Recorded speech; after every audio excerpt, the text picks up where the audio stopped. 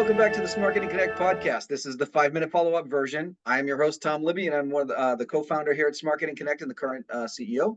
And today I asked one of my guests back, Mark Carter, for a 5-minute follow-up because I felt like there was a couple of things missing from that get to know you piece that I thought we could just expand on a little bit. But before we do that, I will ask Mark just to quickly reintroduce himself so everybody reminds, so that he can remind everybody who he is and what he does. And then we'll jump into it. So Mark, if you could just remind everybody who you are and what you do. Yeah, I've been in the event space for 20 years. And what I do in the event space is create interactive events. I don't do speaking myself. I bring in an expert like you would be on stage with me. We're going to have a conversation with the audience. It's going to be awesome. Totally immersive for 60 minutes is usually what it is. And since everything's gone virtual, I've gotten into podcasting and a radio show.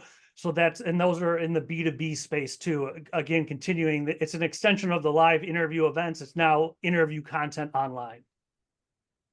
Actually, the way that you just worded that is perfect because it's a good segue into the actual question I wanted to ask you for our 5-minute follow-up. Because when you were going through the routine questions that we ask on the quote unquote get to know you version of this podcast, we're asking you questions about what you do and how you solve problems for companies and blah, blah, blah. And podcasting popped up. So I thought a really good follow-up to this is talking about the fact that a lot of companies will make decisions about whether they should or shouldn't do a podcast without having real data behind it, number one, or without having real goals behind it. And my favorite, by the way, is like, oh, well, all of our competitors are doing podcasts, so we should do podcasts. And I think that is really a failure of leadership understanding what their actual business goals are. And I wanted to talk to you about that because you mentioned it in the first version of the podcast. And I would just love for you to go a little bit more in depth about why podcasting or why not podcasting, and what should help you make that decision.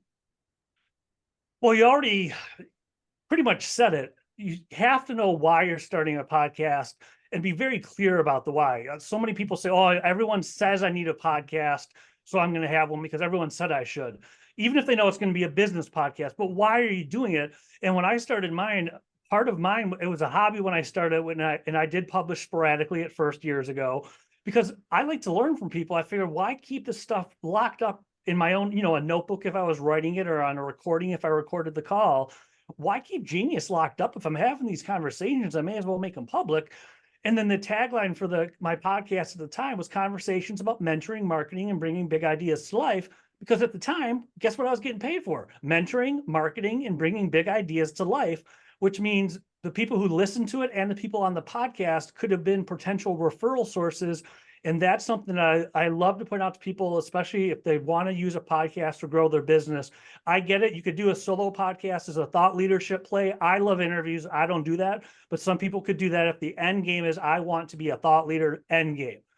If you want to build your business, the best advice I can have for people if they want to start a podcast, but they're not sure why, make one for your referral sources. If you get referrals as a fractional COO from fractional chief marketing officers, make up a better name, but start the fractional chief marketing officer podcast. Bring fractional chief marketing officers on as your guests. The guests and the listeners, your target market, is referral sources, which can help you grow your business. Something like that is a smart reason, and I think personally a very compelling reason to have a podcast, because the one thing that's continuous throughout the entire podcast series is you. People say, well, it's about the guests. Yeah, it's about the guests and sharing their genius, but you're the host. You're the brand. You're the person that comes back month after month, week after week, however frequently you decide to do it. So if you build your brand as the fractional chief marketing officer guy or girl, that's what you're going to be known for. That's who's going to come to your doorstep. And that's an awesome way to build a business with a podcast. Is there ever a time where you recommend somebody not do a podcast? Like what criteria or what kind of thing do you think of or look for when somebody says, Mark, I was thinking about doing this podcast. What do you think? And you say, I don't really think that's a good idea. Has that ever come across? Because I don't want people to think that no matter what the idea is, you should just do the podcast, right? Like, what if any opportunity or situations occur where you tell somebody, that probably not as good idea as you think it is? If they're busy people And it's two sides. If they're going to do everything themselves and put it together, if they're busy people without a strong why, and it's just I should have a podcast, but they're just, I guess I should do it. You and I talked about it offline. Blogging fell into the same bucket years ago, still does, but now podcasting's the rage. If they're not sure why they want to do it, it's going to take up too much of their time, and it's not worth doing.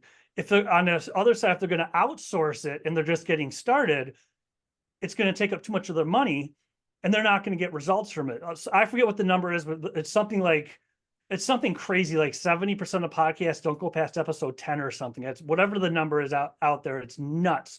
Oh my And God. it happens because people get started. They get all excited about the first few, and then they realize only 2 people listen to it.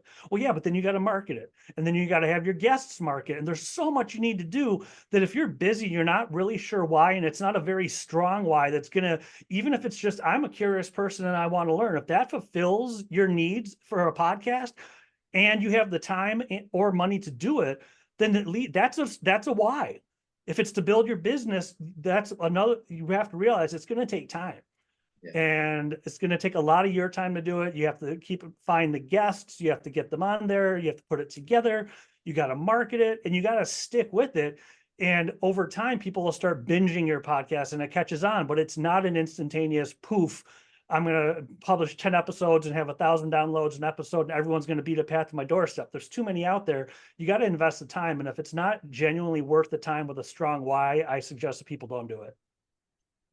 I think our 5 minutes is up here, Mark, but I will tell you, awesome. That was great advice. I actually think that anybody listening to this should pay attention to that. So I appreciate it. Mark, thank you very much for being on the podcast again. And I'm sure we're going to have you back one more time. And there's at least one more segment that I'm going to have you back for. So everybody keep an eye out for Mark Carter for the next one as well. So Mark, thank you very much. Thank you for having me, Tom. I appreciate it. Had a blast. And everybody else out there, keep selling.